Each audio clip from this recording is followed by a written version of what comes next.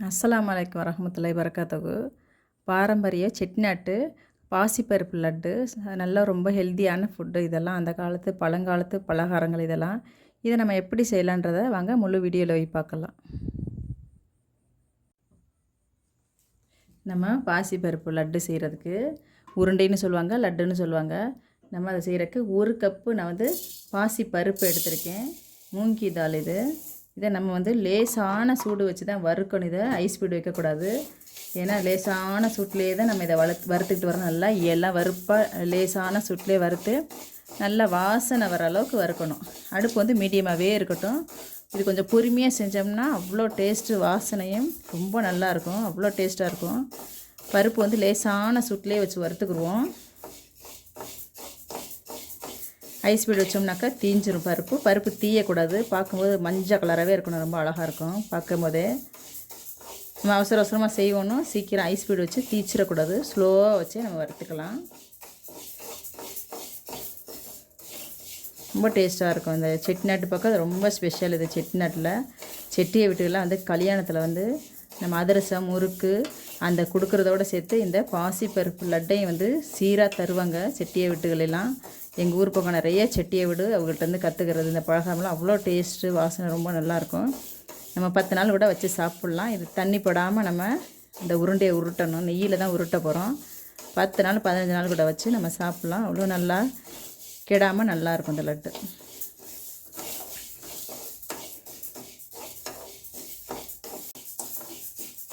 இப்போ நம்மளுக்கு இந்த பாருங்கள், நல்லா கலர் லைட்டாக கலர் சேஞ்ச் ஆகி வந்திருக்கு. போதும், நம்ம அடுப்பு ஆஃப் பண்ணிடலாம். இது அப்படியே ஆறட்டும். ஆறினோன்னே நம்ம இதை பவுட்ரு பண்ணணும். நைஸான பவுட்ராக நம்ம மிக்ஸி ஜாரில் நல்லா நைஸான பவுட்ரு அரைக்கணும். இது ஆறட்டும். ஆறினோன்னே நம்ம இது நைஸாக பவுட்ரு அரைக்கலாம். இப்போ பாசிப்பருப்பு நம்மளுக்கு ஆறிடுச்சு.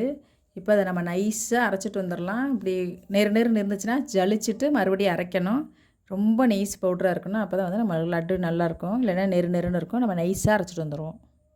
இப்போ நம்ம மாவு பாருங்கள், மஞ்சள் இருக்கிறனால அழகாக அரைச்சிட்டு நான் ஜலிச்சுட்டேன். நல்லா நைஸாக ஜலிச்சாச்சு. நைஸாக இருக்கணும். அப்போ தான் நல்லாயிருக்கும். நம்ம இந்த கப்பில் தான் நம்ம மாவு எடுத்தோம். அப்போ நல்லா மாவுக்கான பாசிப்பருப்பு எடுத்தோம். இப்போ இதே கப்பில் இந்த சர்க்கரையை போட்டு நம்ம நல்லா பிடிச்சிக்கலாம். நல்லா நைஸாக அரைச்சிடலாம்.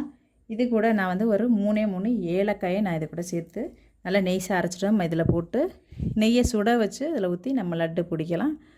இதை அரைச்சிட்டு வந்துடுறேன். இப்போ நம்ம சர்க்கரை பொடிச்சாச்சு. சர்க்கரையெல்லாம் அது கூட சேர்த்துக்குறோம். சரிசமமாக சர்க்கரை சேர்த்தாக்கா கரெக்டாக இருக்கும்.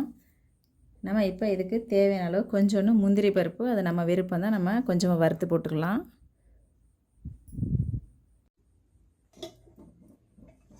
இப்போ நம்ம கொஞ்சமாக நெய் ஊற்றிக்கலாம்.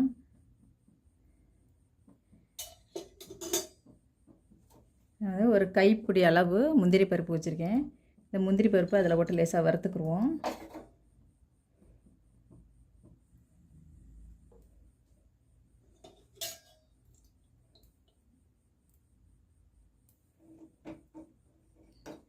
சும்மா கொஞ்சம் லைட்டாக கோல்டன் கலர் வர அளவுக்கு வறுத்துக்கலாம்.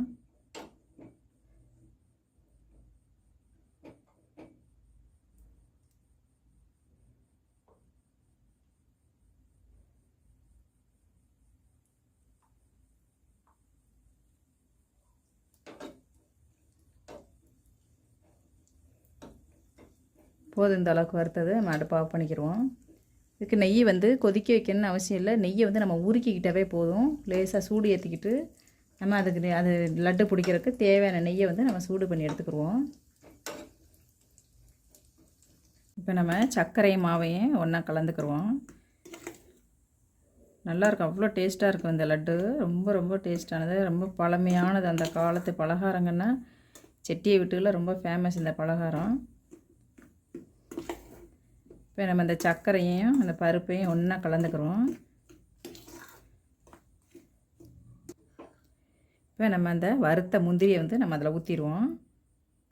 இப்போ நம்ம இதுக்கு எவ்வளோ நெய் தேவையோ அவ்வளோ நெய் நம்ம ஊற்றி பிணைஞ்சுக்குருவோம். பார்த்து ஊற்றுவோம். ஏன்னா அப்புறம் அதிகமாகிடுச்சுனாக்கா ரொம்ப நெல்லுன்னு வயிறும் லட்டு பிடிக்க முடியாது. தேவையான அளவு நம்ம நெய்யை ஊற்றி பிணைஞ்சுக்குருவோம். நான் கொஞ்சமாக நெய் சூடு பண்ணி வச்சுருக்கேன். நம்ம தேவையான அளவு ஊற்றி பிணைஞ்சுக்குருவோம்.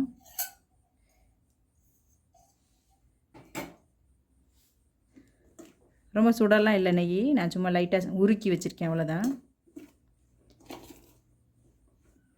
வாசனை சூப்பராக இருக்குது. டேஸ்ட்டும் அந்த அளவுக்கு ரொம்ப நல்லாயிருக்கும். பாசிப்பருப்பில் எந்த பலகாரம் பண்ணாலும் அவ்வளோ டேஸ்ட்டாக இருக்கும்.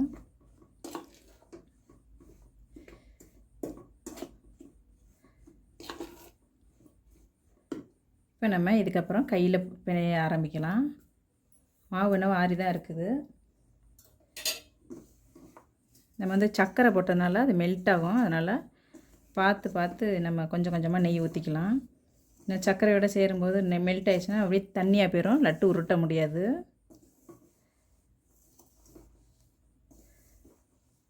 ரொம்ப டேஸ்ட்டாக இருக்கும். நம்ம நல்லா 10-15 நாள் நல்லா வச்சு சாப்பிட்லாம். தண்ணி படாமல் நம்ம வந்து இந்த பருப்பையும் இதே நம்ம செய்கிறோம். அதனால் நல்லா டேஸ்ட்டும் ரொம்ப அருமையாக இருக்கும் இது.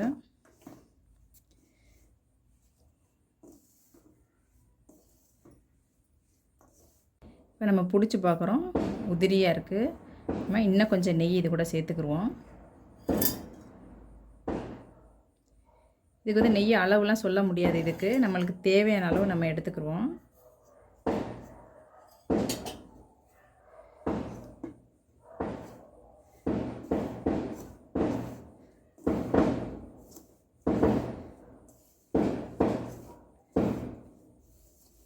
எண்ணெயெல்லாம் போட்டு உருட்டக்கூடாது, ஏன்னா நெய் தான் நம்மளுக்கு டேஸ்ட்டு. இதில் எண்ணெயெல்லாம் போட்டோம்னா நம்ம ஜிகுண்டு வாசனை வந்துடும்.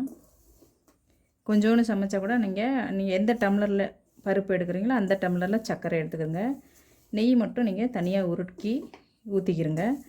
இப்போ நம்மளுக்கு கொஞ்சம் பேர் இருக்கோம், 2-3 பேர் இருக்கோம், கொஞ்சமாக செஞ்சு சாப்பிட்லாமே அப்படின்னு ஒரு ஆசை இருந்தால் நீங்கள் குட்டி கிளாஸில் கூட எடுத்து நல்லா சின்ன மிக்ஸி ஜாரில் போட்டு நல்லா நம்ம அரைச்சி பவுட்ரு பண்ணி நெய்ஸான பவுடராக இருக்கணும். அதான் ரொம்ப நல்லாயிருக்கும்.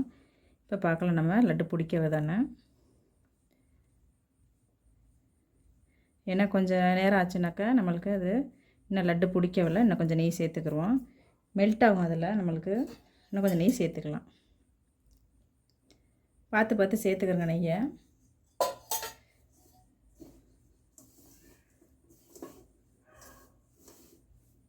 அந்த விதை நெய் போடும்போது அந்த சர்க்கரையும் மெல்ட் ஆகுது நம்மளுக்கு.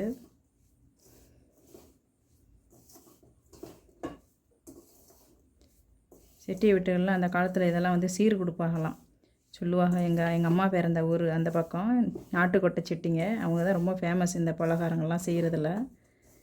கல்யாண பொண்ணுக்கு போகும்போது இந்த லட்டு கொடுத்து விடுவாங்களாம். அவ்வளோ ஃபேமஸ் இந்த லட்டு. நல்லா நம்ம இந்த லட்டை வந்து நல்லா அமுக்கி பிடிச்சிக்கலாம்.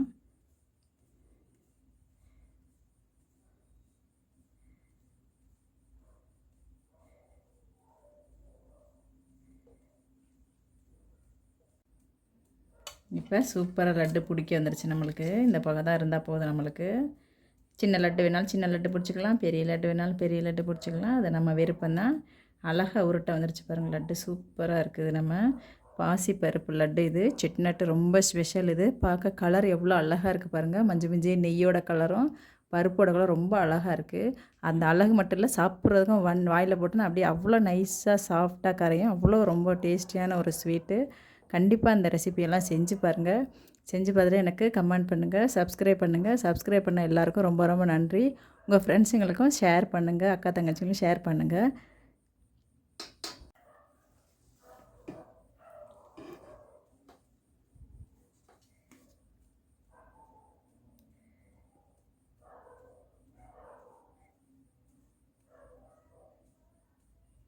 கொஞ்சம் நல்லா நம்ம அந்த லட்டை வந்து நல்லா அழுத்தி பிடிச்சிக்கலாம். அழுத்தி பிடிச்சோம்னா நம்மளுக்கு நல்லா லட்டு நல்லா கெட்டியாக இருக்கும். ஆறுச்சுன்னா நல்லா நம்மளுக்கு லட்டு வந்து உடையாது, நல்லா சூப்பராக இருக்கும். அவ்வளோதான், நம்மளுடைய பாசிப்பருப்பு லட்டு தயாராகிக்கிட்டே இருக்குது. இதே மாதிரி நம்ம எல்லா மாவையும் லட்டு பிடிச்சிக்கலாம். அவ்வளோதான், நம்ம எல்லா லட்டும் உருட்டி வச்சு எவ்வளோ அழகாக கலர் மஞ்சள் மஞ்சள் இருக்கு பாருங்க. எந்த ஒரு கலருமே நம்ம சேர்க்கலை. நெய்யோட மஞ்சள் கலரும் பருப்போட மஞ்சள் கலரும் தான். அதனால தான் பருப்பு வந்து நம்ம வந்து வறுக்கணும், ஆனால் ரொம்ப தீச்சிடக்கூடாது. வாசனை வர அளவுக்கு வறுத்துட்டு இந்த மாதிரி பிடிச்சோம்னா எவ்வளோ அழகான ஒரு கலரான லட்டு வந்திருக்கு நம்மளுக்கு. கண்டிப்பாக இந்த லட்டை செஞ்சு பாருங்கள். எனக்கு கமெண்ட் பண்ணுங்கள், சப்ஸ்கிரைப் பண்ணுங்கள். சப்ஸ்கிரைப் பண்ண எல்லாருக்கும் ரொம்ப ரொம்ப நன்றி.